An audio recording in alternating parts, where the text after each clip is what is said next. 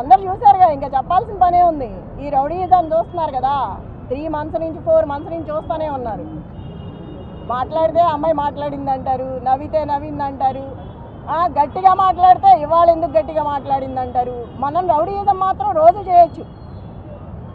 ఒక కార్యకర్తకి అండగా ఉండాలి కదా. మరి అందరి కార్యకర్తలకి భయపెట్టిన వాళ్ళ దగ్గరికి వెళ్ళి ధైర్యం చెప్పి అండగా నిలబడి కార్యకర్తల కోసం మాట్లాడిన దాన్ని కూడా తప్పుగా తీసుకున్నారు. దాన్ని కూడా భూతద్దంలో చూపించారు. ఒక మహిళని ఇలా చేయడం ఫస్ట్ టైం మీరే చూస్తున్నారుగా. ఒక మహిళ మీద ఇలా చేయటం, దీన్ని గెలిపండ్రు.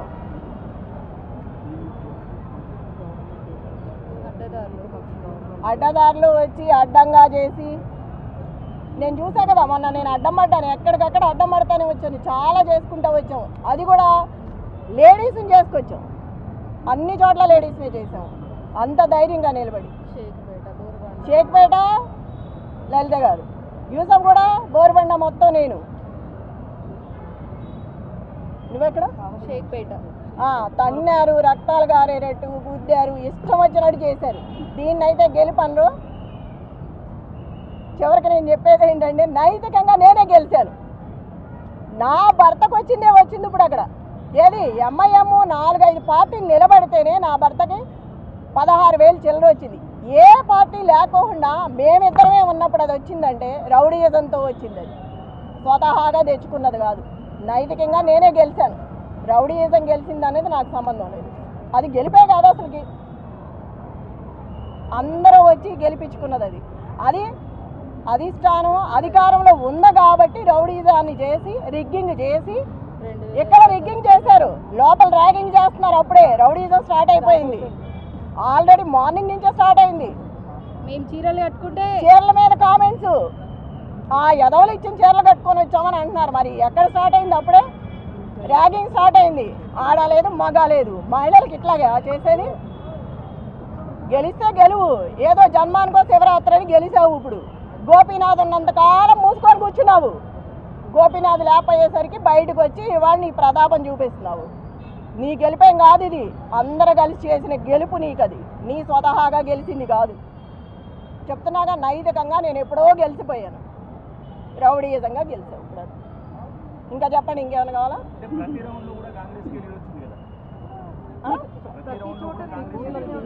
బూతుల రిగ్గింగ్ ప్రతి చోట తన్నడము గుద్దడమే కదా. మరి అందుకే కదా నేను అంతా ఓపెన్ అయ్యి వాళ్ళకి సపోర్ట్ ఇచ్చి మాట్లాడింది. ఎప్పుడు మాట్లాడింది, దాన్ని ఎందుకు మాట్లాడా? వాళ్ళు పడే బాధ చూడలేక నేను బయటకు వచ్చి మాట్లాడగలిగాను. దాన్ని కూడా తప్పుగా పెట్టారు. ఉంటుంది, ఒక ఇంట్లో మనిషి చచ్చిపోయినప్పుడు బాధ ఉంటుంది. దాన్ని అడ్డం పెట్టుకొని ప్రతిసారి కథలు చెప్పుకుంటే పోతే ఎట్లాగా? ఇప్పుడు నేను ధైర్యంగా ఉంటాను కదా, కార్యకర్త ధైర్యంగా ఉండేది. మాట్లాడవలసింది కాబట్టి మాట్లాడాను. ఇన్నాళ్ళు అట్లాంటివి జరగలేదు కాబట్టి నేను మాట్లాడలేదు. ఎందుకయ్యా అర్థం కావట్లేదా? రౌడీయిజంతో వచ్చామని ఇప్పుడు వరకు చెప్పుకున్నది అదేగా. మీరు చూసారు అందరూ 11వ తారీఖు ఏం జరిగిందో. మళ్ళీ క్వశ్చన్ వేస్తే ఎట్లాగా? కేటీఆర్ గారు ప్రతి రోడ్ షోలో ఉన్నారుగా, అట్లా అనుకుంటా. కంప్లీట్ గా రిగ్గింగ్ రాజ్యం, రౌడీ రాజ్యం, మొత్తం గోండాల రాజ్యం. ఇంకా చెప్పేది ఏముంది? అంతా మీరు చూస్తాం. మళ్ళీ అట్లా క్వశ్చన్ చేస్తే అట్లాగా అన్నీ తెలిసిన వాళ్ళు మీరు కూడా మళ్ళీ ప్రశ్నిస్తారా జరిగిందంతా చూసి? ఏమా ఎంత జరిగింది చూస్తున్నారు 3 నెలల నుంచి, మళ్ళీ మీరే క్వశ్చన్ చేస్తే అట్లాగా? ప్రతి ఒక్క కార్యకర్త నుండి ముఖ్యమంత్రి వారికి, అధిష్టానం అందరు కూడా ధన్యవాదాలు తెలియజేస్తూ, ఏదైతే ప్రజలు నా మీద నమ్మకం పెట్టుకొని ఇక్కడ అభివృద్ధి చెందుతుందని, భవిష్యత్తు బాగుంటుందని నమ్మకంతో ఇచ్చినారో, దాదాపు 200 కోట్లతో అభివృద్ధి కార్యక్రమాలు చేపట్టినాం గతంలో. ఇప్పుడు ఈ యొక్క ఇంత మంచి ఆశీర్వదించినారు పెద్దలు ముఖ్యమంత్రి గారి దృష్టికి మా ప్రాంత సమస్యలన్నీ కూడా తీసుకెళ్ళి అన్నీ కూడా శాశ్వత పరిష్కారం చేయడానికి నిరంతరం కృషి చేస్తా. ప్రజల్లో అంటే గతంలో బీఆర్ఎస్ వాళ్ళు గెలిచినప్పుడు కొన్ని కక్షపూత రాజకీయాలు చేస్తుండే, నవీన్ యాదవ్ దగ్గర అటువంటివి ఉండవు. నవీన్ యాదవ్ ఈ రోజు వరకే మీరు మేము, ఇప్పటి నుండి మనం అంతా ఒకటే. అందరం కలిసి మన ప్రాంత అభివృద్ధి కొరకు కష్టపడదాం, కలిసి పని చేసుకుందాం అని చెప్పి సందర్భంగా తెలియజేస్తూ, మరి మా అనేక దుష్ప్రచారాలు బీఆర్ఎస్ పార్టీ వాళ్ళు మా మీద, నన్ను, నా కుటుంబ సభ్యుల్ని అనేక తప్పుడు ఆరోపణలు చేయడం జరిగింది. వాటికి ఈరోజు ఈ సమాధానం మా ప్రజలు వాళ్ళకి ఇచ్చినారు.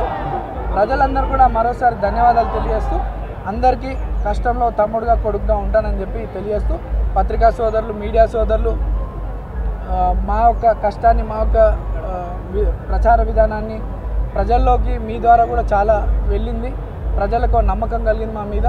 దానికి కూడా మీ పత్రికా సోదరులకి మీడియా సోదరులకు అందరూ కూడా ధన్యవాదాలు తెలియజేస్తూ జై కాంగ్రెస్ జై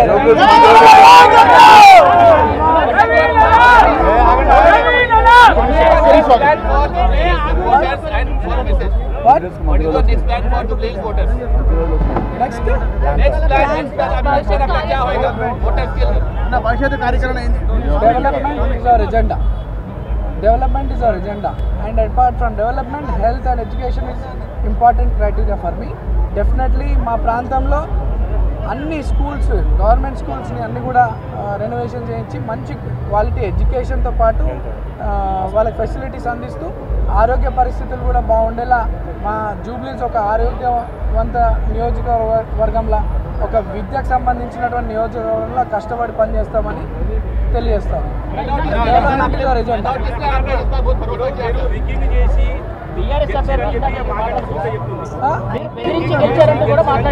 బెదిరిస్తే ఓట్లు పడతాయండి, వాళ్ళు బెదిరిస్తున్నారు. నన్ను వాళ్ళు ఏమన్నా చేసి ఉంటే అభివృద్ధి 10 సంవత్సరాలు చేసి ఉంటే చెప్పి ఓట్లు అడగాల. ఎంతసేపు నా క్యారెక్టర్ అసోసియేషన్ చేయాలని నా కుటుంబం నాకు ఈ ప్రాంత ప్రజలకి 40 ఏళ్ళ సంబంధం.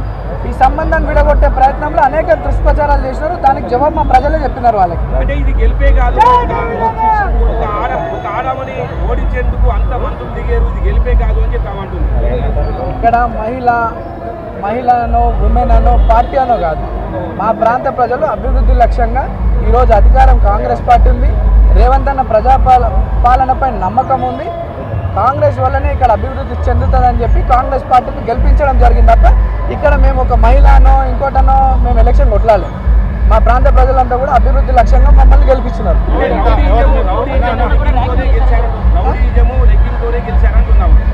అన్న ఏ జమానంలో ఉన్నా ఇంకా సిస్టమ్ మారింది.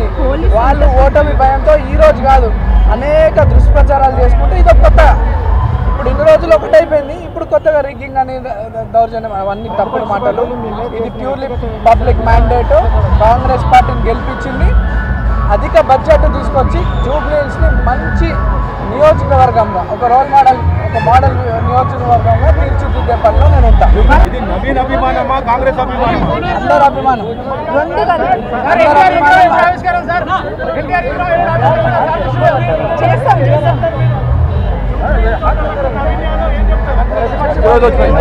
జూబ్లీహిల్స్ ప్రజలకి మంచి రోజులు వచ్చినాయి.